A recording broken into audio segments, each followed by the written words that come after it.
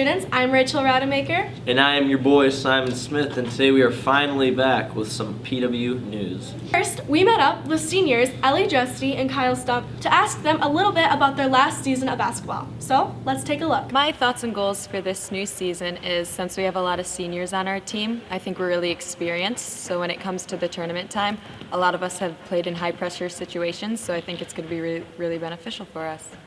Our biggest challenge as a team, I think, is since we won the state championship last year, our name is out there.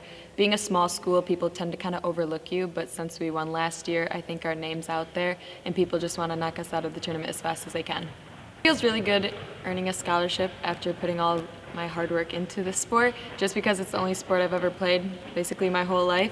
I've had really great coaches, I've had great teammates to help me along the way, and it's an honor.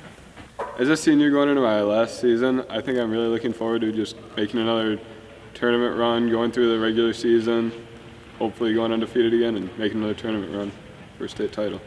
Personality changes on the court because when I step on the court, I'm always locked in and focused and make sure I'm ready to go. But as soon as I'm off the court, I can always make sure to have some fun with the guys, never take it too serious. To defend our state title, we're going to just make sure we work hard, bring it every day to practice, be ready for every game. Just try to repeat it again this year.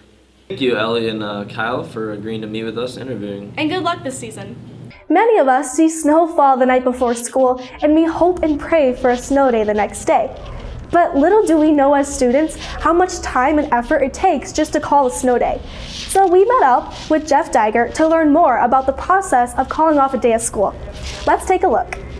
Mr. Jeff Diger, I'm the Transportation Director at Pewamo Westphalia Schools. We're here this morning to talk about how we call a snow day. A potential snow day, my day starts about 3:45 a.m.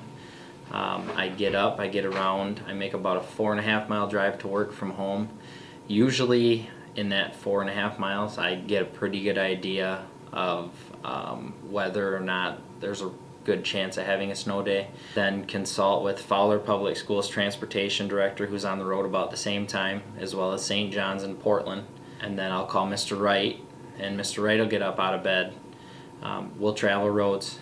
One of us goes south, one of us goes north. We drive the entire district. Problem roads. The goal is to more often than not have the decision made by 5:15 a.m. so he can get it out by 5:30 a.m. At 6 a.m. our bus drivers are here with the buses running ready to go. So we have to have the call made prior to 5:30. We've made it as late as 6 before, but the drivers have already been on the property. Call is made based on road conditions, not so much because we don't trust the bus drivers, but we have a lot of young drivers, a lot of new drivers in the school district, so we have to take all that into consideration. But that's pretty much what it takes to call a snow day.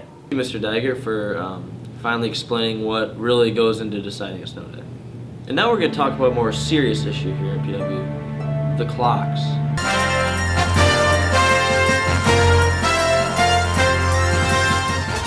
Hello, I'm Jeff Wright, Superintendent at Pewamo Westphalia Community Schools.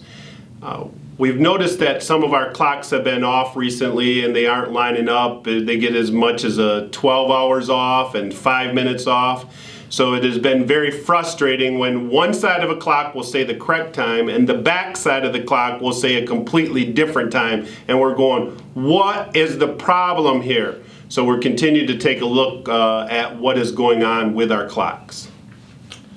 The company that we're working with as we try to figure out this a solution, first of all, we got to identify the problem. It's digital age technology. And they are as equally frustrated as students and staff are because they've brought different pieces of equipment in. We've updated the system. We've checked clocks. We've changed some clocks out because as digital clocks you can just change the interface out. So it has been very frustrating.